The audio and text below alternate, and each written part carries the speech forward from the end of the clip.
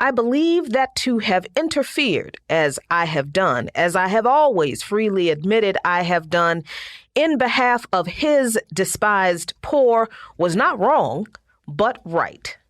Those are the words of John Brown, who was executed by the state of Virginia on this day in 1859 for leading the infamous, or famous as I'd like to call it, Harper's Ferry raid. And when he said his despised poor, he meant God's.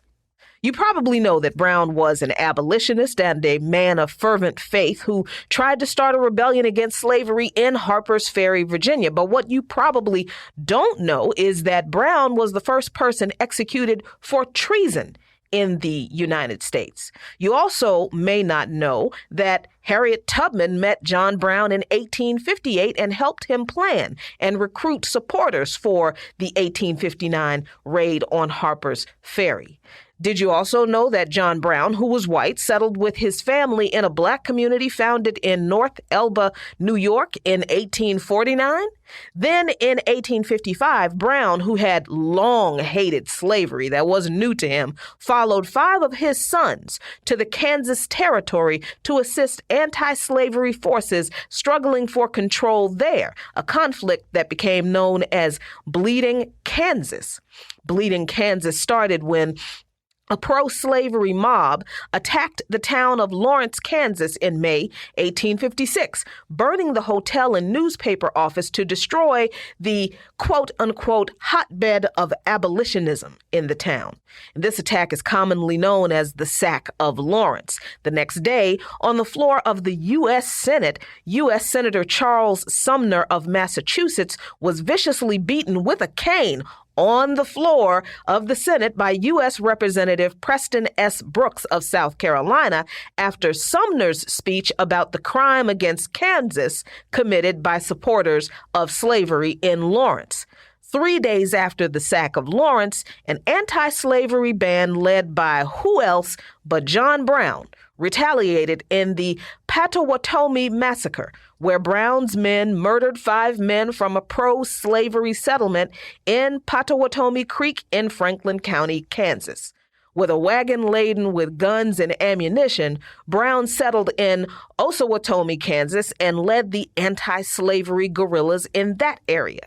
Then in 1858, Brown convened a meeting of black and white abolitionists in Canada and proposed establishing a stronghold for escaped enslaved people in the mountains of Maryland and Virginia. He received financial backing for his plan, and his next action from social reformer, abolitionist, and philanthropist Gerrit Smith and a group of influential Boston abolitionists called the Secret Six, comprised of physician and educator Samuel Gridley Howe, teacher and later journalist Franklin Benjamin Sanborn, industrialist George L. Stearns, and ministers Thomas Wentworth Higginson and Theodore Parker. Now, of course, we know that John Brown then carried out the raid on Harper's Ferry on October 16, 1859, with his remaining sons, as well as with Osborne Perry Anderson, who survived the raid and provided a written account of it, Shields Green, who had escaped enslavement and was said to have been African royalty, hence his nickname, Emperor, and there is a movie about Shields Green, by the way, Lewis Sheridan Leary, and John Anthony Copeland, 2 black men who had attended Oberlin College before joining Brown, and Dangerfield Newby, a mixed-race enslaved man who had hoped to free his enslaved love, Harriet, not Harriet Tubman, who he tried to negotiate to purchase so that she and their children would not be sold south to a plantation in Louisiana. The negotiations fell through, and Newby joined John Brown. The raid ended after 36 hours when 90 Marines under the command of Colonel Robert E. Lee battered their way into the Arsenal fire engine house where the insurrectionists, as they were called, had holed up. Brown was badly injured but survived to face a judge and 12 jurors who were all slaveholders who convicted him of treason.